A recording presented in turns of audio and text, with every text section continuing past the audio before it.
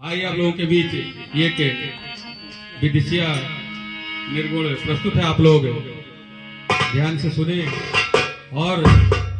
पसंद आए तो हमारे इस चैनल को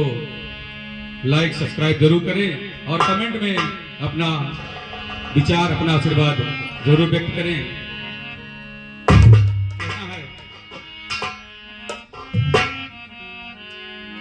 आदमी का जिस्म क्या है, आदमी का जिस्म क्या है कि जिस पे सायदा है जहां, एक मिट्टी की इमारत और एक मिट्टी का खून का गारा बना, खून का गारा बना ईद जिसमें हड्डियां चंद सांसों पे खड़ा है ये बयान आसियां।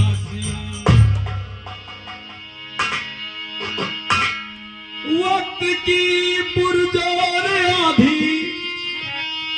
जिस वक्त टकराएगी, टूट कर सारी इमारत हर खाक में मिल जाएगी। ये आत्मा परमात्मा से कहता है, हर ले जला गवानवा, हो ले जला गवानवा, अरे बिन दिन रखल पियवा।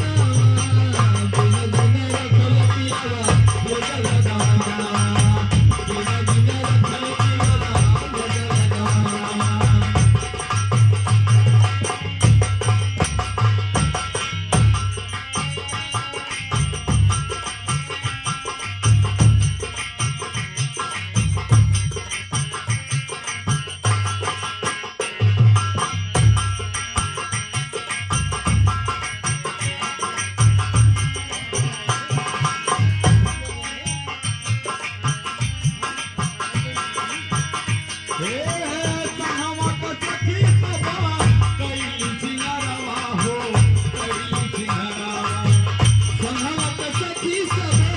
कैली सिंगरवा हो कैली सिंगरवा ललक चुनरिया पे डलली वहरवा हो डलली वहरवा ललक चुनरिया पे डलली वहरवा हो डलली वहरवा संगवा के सखी सब कैली सिंगरवा हो कैली सिंगरवा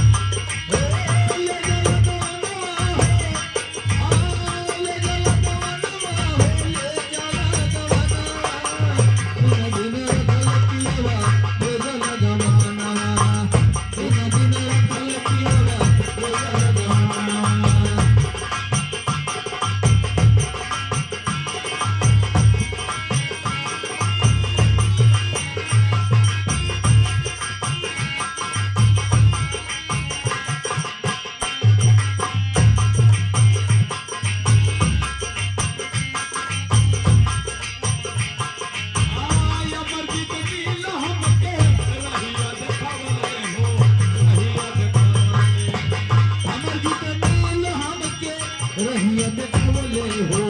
रहिया देखवले जाना ससुर सबके बतिया बतावले हो बतिया बतावले जाना ससुरार सबके बतिया बतावले हो बतिया बतावले